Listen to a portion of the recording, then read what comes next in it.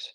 See, I'm a businessman in Malaysia. I actually don't know the currency of Malaysia, but it doesn't matter. And so my Malaysian money, I want to buy some goods from Japan, but Japan, they don't accept Malaysian currency. They accept dollars for their goods and services. Okay. And so what I do with my Malaysian money, I go out to a Forex exchange, to a money changer, and I say, look, here's my Malaysian money, give me dollars. And I buy dollars. As I buy dollars, supply and demand. When you buy something, there's a demand for something, you give it value. See, if there's no demand for something, it has no value. Okay.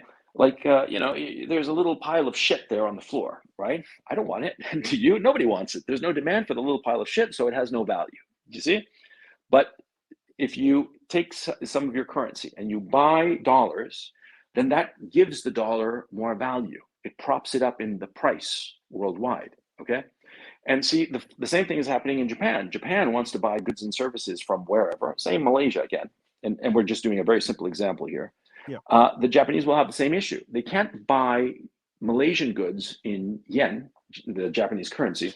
So they'll go out and buy dollars. And with those dollars, they go and buy the good or service from Malaysia. Okay. And so that's the reserve currency. Now, why does it happen? Well, because in 1974, a guy called Walter Simon, who was then Secretary of Treasury, cut a deal with the Saudis, a very important deal. And he created what's known as today as the Petrodollar, which is basically that the Saudi Arabians and all of the OPEC countries agreed to sell their oil exclusively in dollars. Okay. And they would do this in exchange for the United States guaranteeing Saudi Arabia's security with its nuclear weapons, its aircraft carriers, and all that good stuff. Okay. So the Saudis promised that they would sell their oil only in dollars forever. Okay. And there are a lot of other aspects of the deal, but it's not important for this conversation.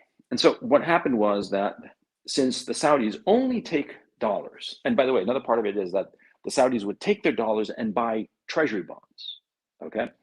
Now, because of this deal, for all intents and purposes, the dollar is held up in value because of oil, because everybody needs to buy dollars to buy oil, because oil trades in dollars. It doesn't trade in any other currency.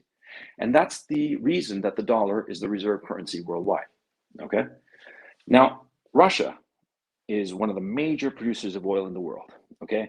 Russia is known as a pivot player. That is that the whole market sort of like, it's enough of a share of the market that they can change the market. Okay. And it's very important that you understand that, because what has happened is that, see, they keep trying to cut out the Russian banking system and whatnot, and cut them out of SWIFT. SWIFT is a messaging system. It's basically the way that money flows back and forth between banks, right? And it's essential for foreign trade. I mean, let me rephrase that.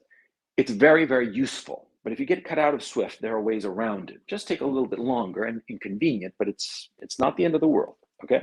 Now, they keep saying that Russia is going to get kicked out of SWIFT. The thing is, see, if the Russians get kicked out of SWIFT, what will happen is that the Russians will turn around and say, okay, we will sell our oil, our grains, our aluminum, our natural gas, and all the other doodads that we produce, because they do have a huge industry. This notion that Russia is just a gas station with nukes, that's a funny line for Twitter, but it's not the truth. They have very highly sophisticated industries across the board. Well, we're going to sell our goods and services and our commodities and our oil in some other currency, not the dollar. We won't take dollars, because if we're cut out of SWIFT, why do we need the dollar?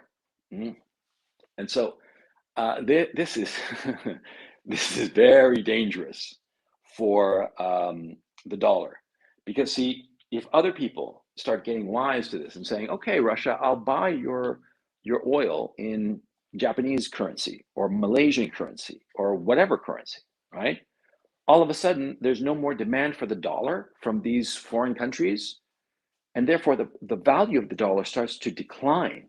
And since the United States depends so much on imported oil and imported other goods and services, it has a trade deficit. All of a sudden, all those goods are going to become a lot more expensive in dollars. If you buy something in dollars, but the value of your dollar goes down, then that means that the price goes up of that good or service. And you see it at the pump. Yeah. I mean, there was a time when gas was like $2 a gallon in the States or whatever, right? Yep. And how much is that now? $6 or something like that? It's absurd, right? 4 or 5. Yep. Yeah, and it's going to keep on going up, okay, because of this situation. Washington and European Union and NATO, they are creating this financial catastrophe by their stupidity, okay? And it's going to hurt you in the wallet, okay? Mhm. And you don't believe me. You think that I'm like just a Putin shill